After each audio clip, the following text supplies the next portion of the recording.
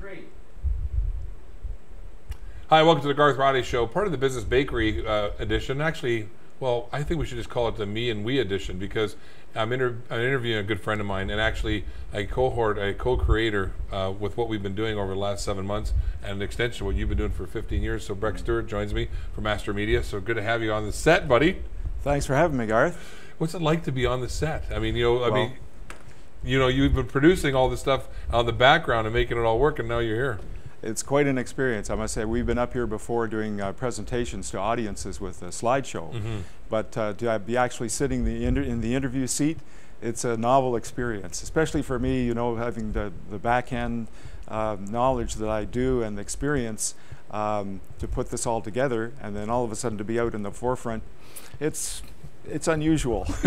Well, because, you know, most of the people that do the background, let's talk a little bit about what you do, actually. Most people do the background stuff usually are not in the foreground, but that's something that we changed when we started working together because we started doing presentations together to teach people something that you knew that I knew very little about. In fact, your knowledge of social media and where it's going and what maybe the viewers will find somewhat surprising, first of all, because, you know, you're not under 30 years of age, and yet the kids who are under 30 years of age all come to learn from you.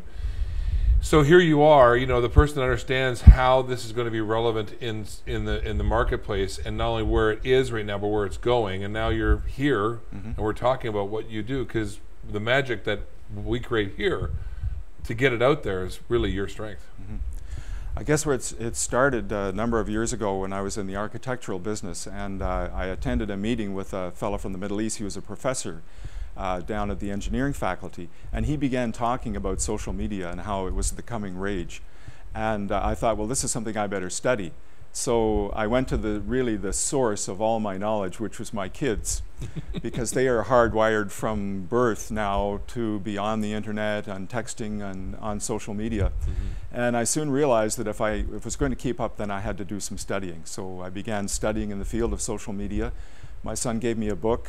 I started talking with different gurus in the field and making friends with him and learning. And it was a fascinating subject. I love to figure things out.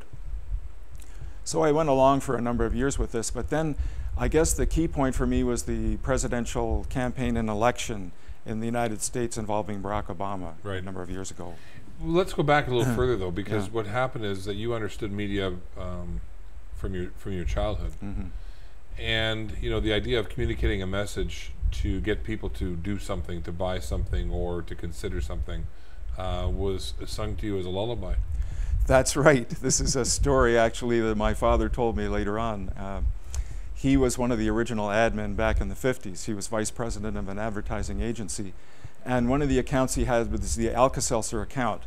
And in those days, they were very creative, those guys. They were all characters. And so he decided he was going to write this original jingle for the Alka-Seltzer account. And he used the melody from a French-Canadian folk song, Gentil Alouette.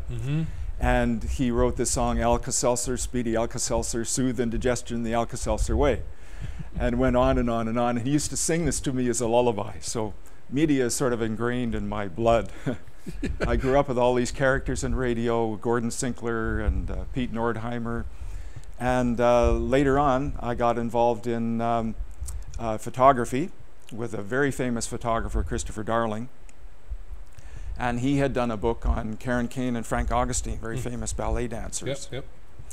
And so I went to work with him, and he mentored me for a number of years, and then brought me into the BATA organization, where I was in the media department for many years. And that's BATA Shoes, world renowned. Yeah.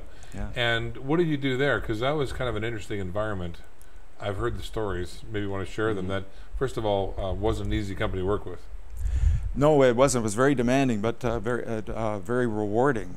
I got experience in the media department there that I never would have gotten anywhere else. They sort of trained me. And we had a photography department. We had an art department with 3 artists. There were 2 printing presses. There was a collating department and a bindery. So we produced technical publications for the whole world of BATA, all the factories throughout the world. And then I got the opportunity to work with Mrs. BATA, who had this shoe collection in the basement of Winford Drive in the head office.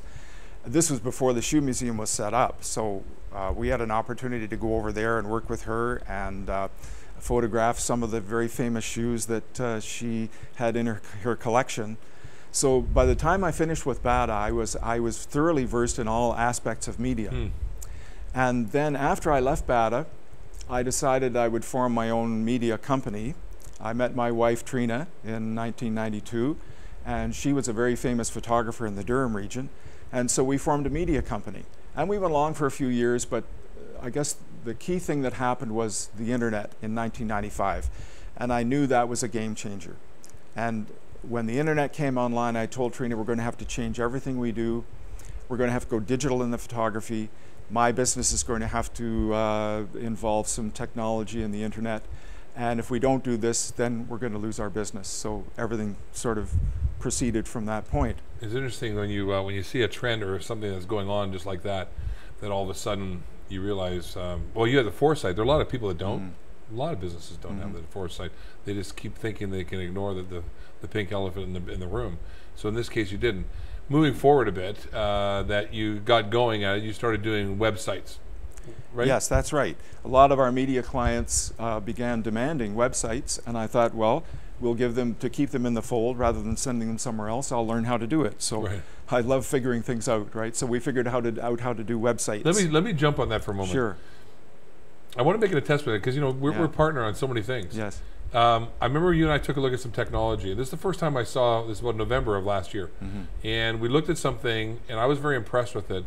And they were charging a handsome dollar for it, about $2,000. And you sat in the meeting and you nodded, and then you went away and you called me the next morning. You go, okay, I figured it out, and it's like a $30 item. You do that. Yeah. You're mischievous, actually.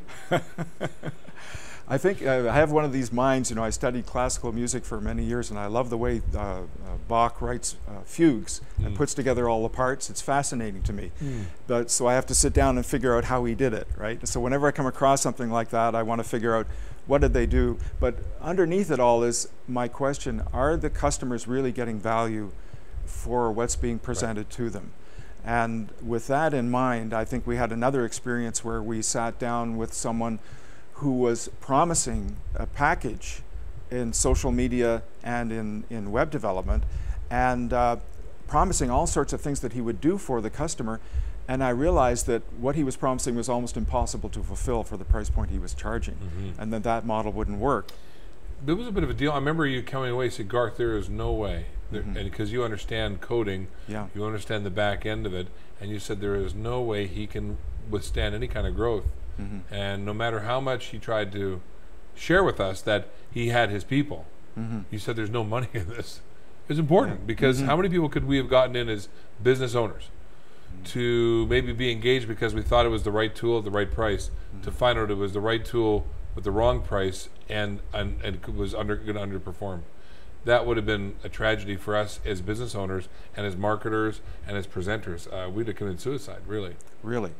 Yeah, and in the social media, this gets back to one of the main points I talk about in the presentation, and is if there's a disconnect between what the marketing department is promising and what the operations department is delivering, then that is what is being talked about in the social media now, and that conversation finds its way back to new customers.